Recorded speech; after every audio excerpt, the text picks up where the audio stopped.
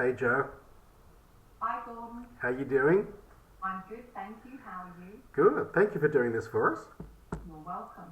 So can I just get you to introduce yourself first and the name of your practice? Yeah, my name's Joanne Graham and I run a hypnosis business in Sydney called MacArthur Complete Health. And how many years have you been out there doing that? I began my course with you at the beginning of 2020. I was part of the very first intake that went online. So when I enrolled on the course, it was intended to be face-to-face. And then before the course started, the world changed and we went online. So I started to learn with you in February 2020 and then submitted my final assessment to iap in the July of 2020. Okay. So you've been out there for about 4 years plus? That's right. So how are you finding it being out there as a hypnotherapist? It is an amazing industry to be in, particularly because of COVID and what happened around COVID. And my practice really began to take off around that very first lockdown.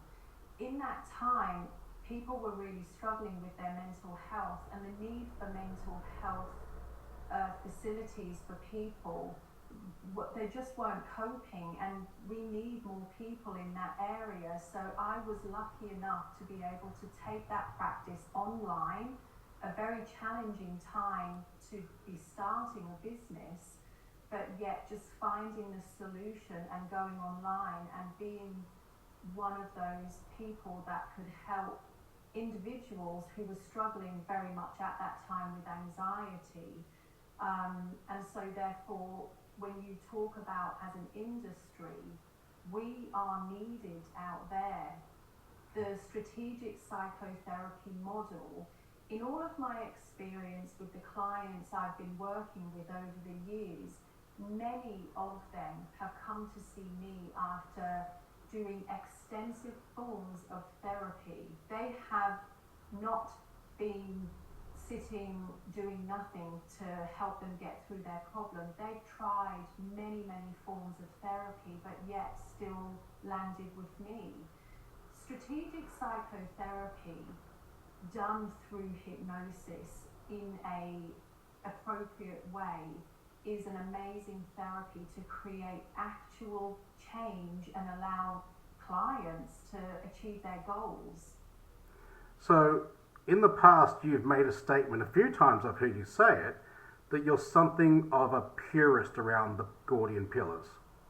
Very much so, because when you look at the pillars and strategic psychotherapy as a whole, there is no need to overcomplicate mental health.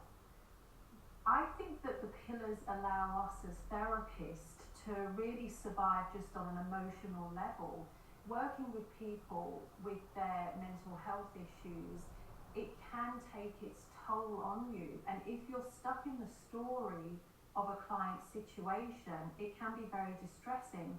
But strategic psychotherapy allows you to step outside of the story, look at the patterns that the client is running, allowing you to help them effectively. And I find I don't need to go into other modalities because the pillars neither undercomplicate or overcomplicate. They create a really good balance and a really effective way to get clients to reach their goals.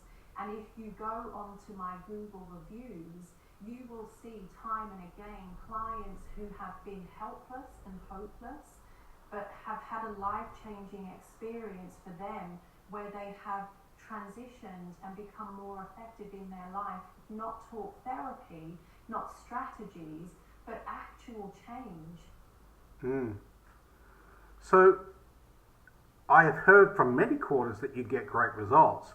How many people would you see on average in a week? I know you run a busy practice. What is a busy practice to you? A busy practice can mean up to 30 to 35 sessions a week. Obviously there are going to be seasonal variations, but you can expect to be doing between 25, 30, 35 sessions a week if you get your strategy right. So what do you mean by strategy right? Because the average therapist out there, not just strategic, but the average complementary therapist wouldn't be seeing 30 people a week.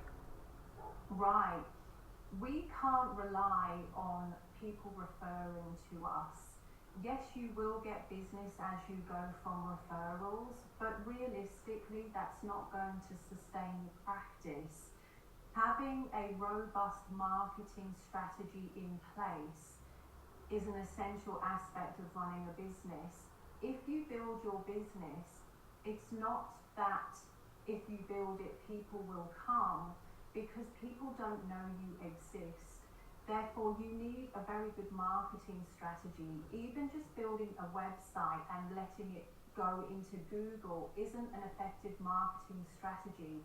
It may have been a good strategy 15 years ago, but now with very complex AI and algorithms on Google, they are designed to promote the very, very best websites who have thought about the SEO and the wording of the website, the load time of the website, and the click-through rate of websites. So your website has to be well thought out, and I myself don't do that. I'm a hypnotherapist, not a marketing person. I have employed a marketing strategy by employing marketers who that is their expertise, because that is their area. Google is ever evolving and changing, and I myself don't have the time to first of all learn it in the first place, but then evolve into the changes that always happen. You need someone who does that every single day. So that is an area that many therapists struggle. How did you decide what marketing strategy? If you don't really know marketing, how did you decide? How did you come up with the website and the marketing strategy in the first place? I outsource it. Everything is a risk. Nothing is risk-free. There is a risk in going to find a marketer. Are you finding someone who's trustworthy? So knowing people is a really good option, and having referrals is a really good option. So you have to assess the risk of marketing or not marketing, and it's not, neither of them are comfortable decisions to make. But when you're setting up a business, the understanding is that there is going to be a certain amount of front-end cost to that. I always use the analogy of if you were going to open a cafe, you wouldn't expect to be able to open a cafe without a coffee machine and tables and chairs and cups and saucers. There is an initial outlay to set up that business, just as there is an initial investment to set up your hypnosis business. And so finding what you can do and what you are prepared to do, which might involve a little bit of sacrifice in other areas of your life while you're setting that up. But when you find a good strategy and you find good, trustworthy people to work with, in my experience, from when my very first website was released and my first Google ads were sent, I got inquiries from day 2 or 3. It was a very quick endeavour where people started to find me. And so very quickly I was able to keep building on that momentum, but there was that somewhat scary decision to make at the start and whether I was going to do that. But I feel if I hadn't have done that, my business would not be where it is today. It simply could not exist. So there's a cost to marketing and there's a cost to not marketing.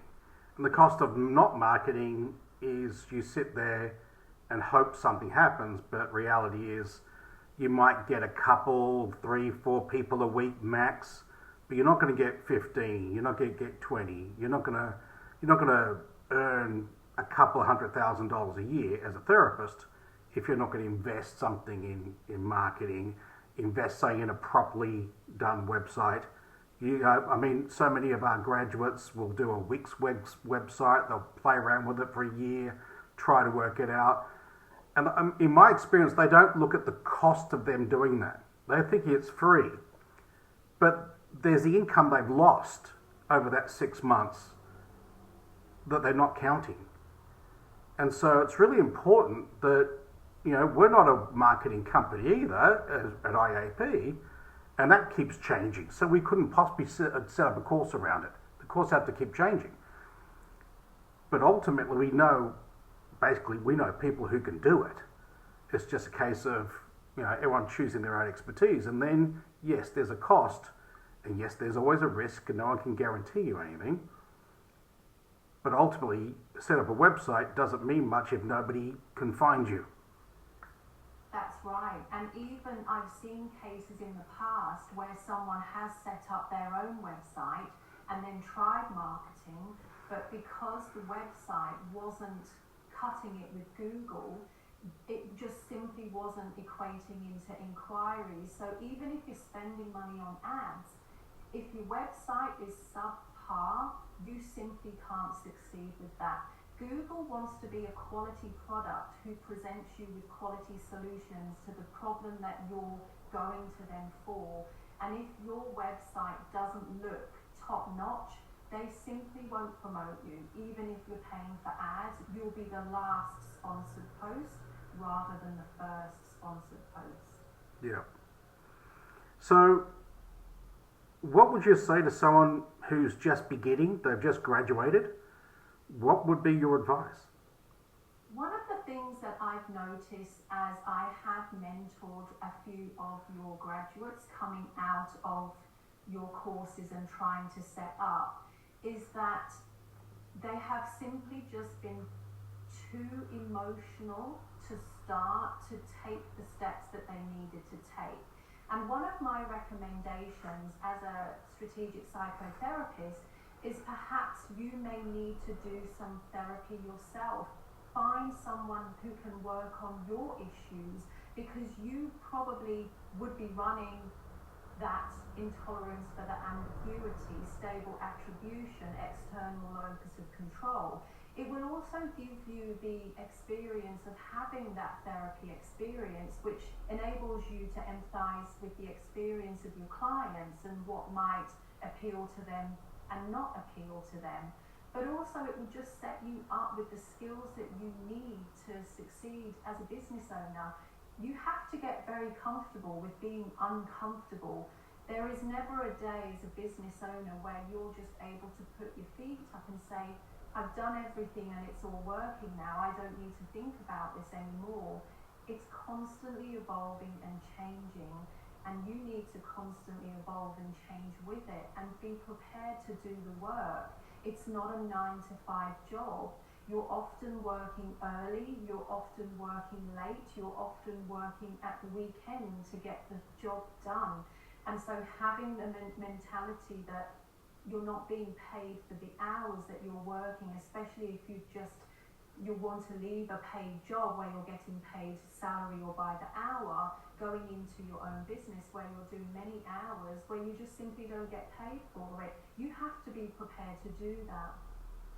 And, as you just talked, I mean, I've run my own business for 30 years, but as you talked, it sounded like it wasn't a great idea, but what are the benefits of running your own business compared to working for someone else? Oh, well, they vastly outweigh any negatives that come with owning your own business, because you have the freedom to work when you want to work. You can pick and choose who you work with. You don't ever have to associate with anyone that you don't like, which is quite wonderful, that you're not stuck in an office of people that you hate. I've been there before, and that was the catalyst for me wanting to have my own business. I had the security of a very secure local job, but yet that wasn't enough. And so owning my own business really has been a game changer in my life. But also there's just the purpose that it gives to your life. This is an incredibly rewarding business to be in. Every day, people's lives change massively because of the work that they come to do here. You can work and take people from desperate hopelessness with anxiety and OCD and things like that, where their life just doesn't seem worth living anymore and they're struggling to just get out of bed, to thriving, and you see them blossoming, and that is so rewarding. I have to say that the pillars, the model, hypnosis, it's an amazing industry to be in. I feel very blessed to have met you to do this.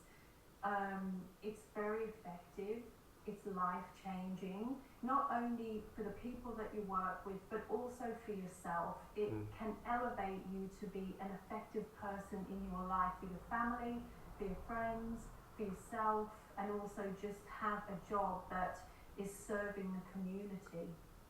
Yeah. And that's it, isn't it? It's a life of purpose. And it does give you the opportunity to take the time. If you need to pick up the kids, you can pick up the kids. You can work around it. And so it does give you, and of course, you know, what jobs are safe these days? Moving forward, I don't know how many will be safe, but, you know, as things are tough, if anything, what we do is in more demand. Well, the numbers, they just speak for themselves. Mental health isn't getting any better at the moment. We've never been under so much pressure. This year especially, with what's going on in the world, you know, on the back of COVID, we haven't really come down from that peak in anxiety. We just seem to have more information and more things are going on in the world that's creating anxiety for people. Therefore, what we do is so very important, because getting a referral from your doctor to see a psychologist who you can't see for 10 months because of their waiting lists, it's just not working, but yet they can come and see you, and in a relatively short space of times. And this is the beauty of the pillars, and this is why I am a purist. I only do on average between 5 and 7 sessions with my clients. That is brief therapy intervention. I have worked with clients who have done 30 years of therapy and they still need therapy. This is a brief intervention. It is a very goal-focused, process-oriented intervention which is determined by results. And when I say 5 to 7 sessions, that's just not a template that I have created that you finish. People don't need to come for more than that. They are done. And that's why it's worth the money that you're charging. You can't charge that much when you're going to be with them for the next 6 months. But when you get results, people don't complain about the price. No. Because they're getting outcomes they wouldn't otherwise get. Well, what would you pay for happiness? What would you pay to not have anxiety? Is that 6 months worth of coffee? Yeah. Cigarettes? Yeah. Drugs? Yeah.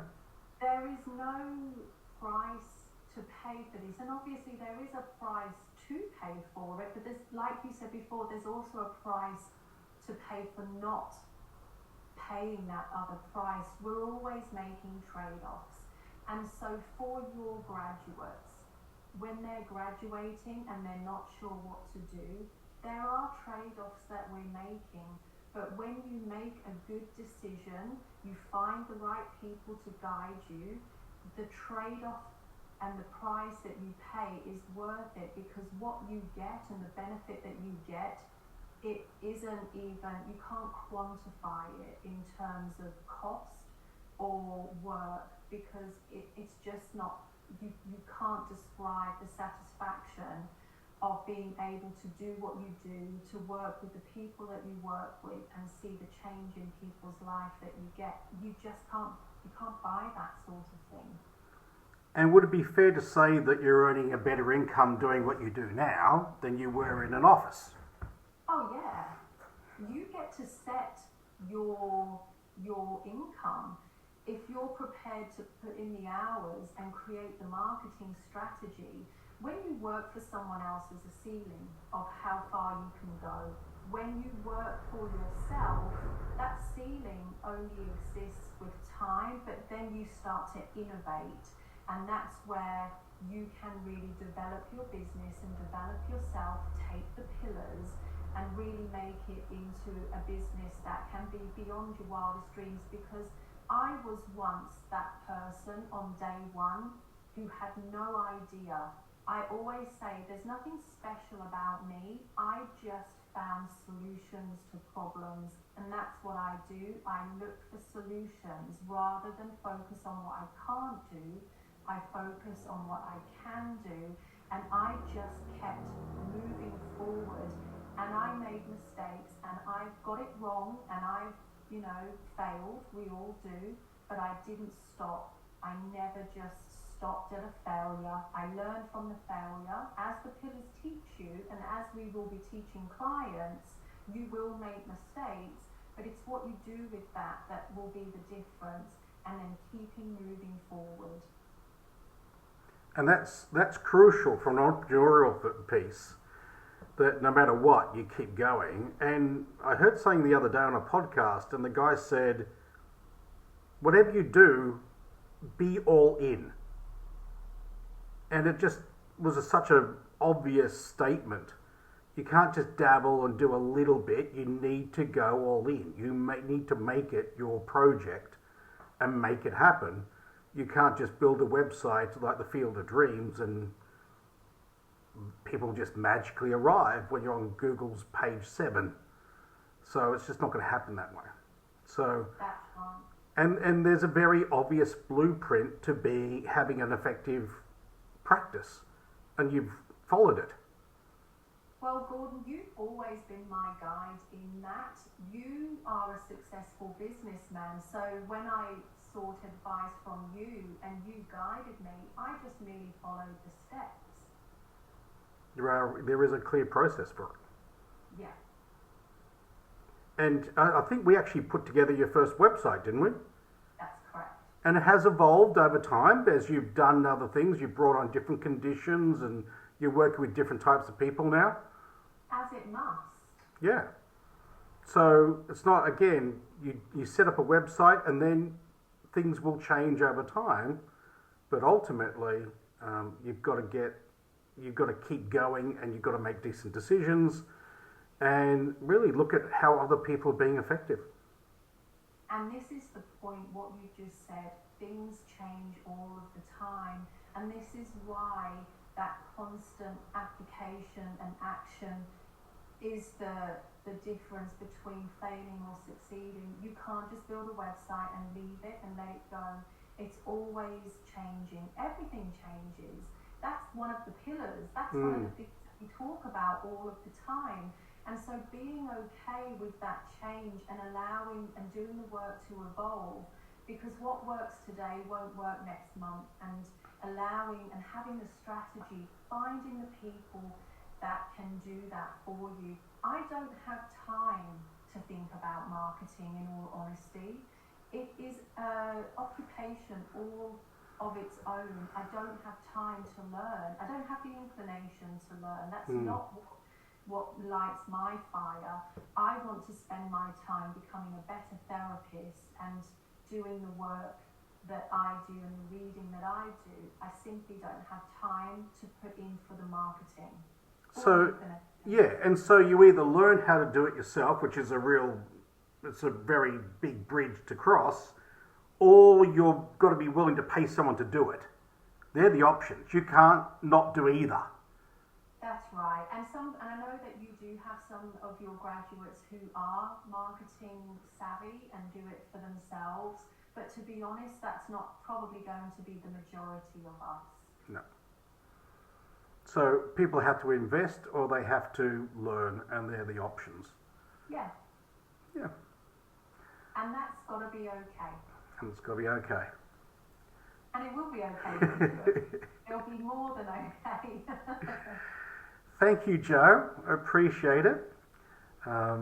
Hopefully someone at a different stage of their development will get something out of this little talk.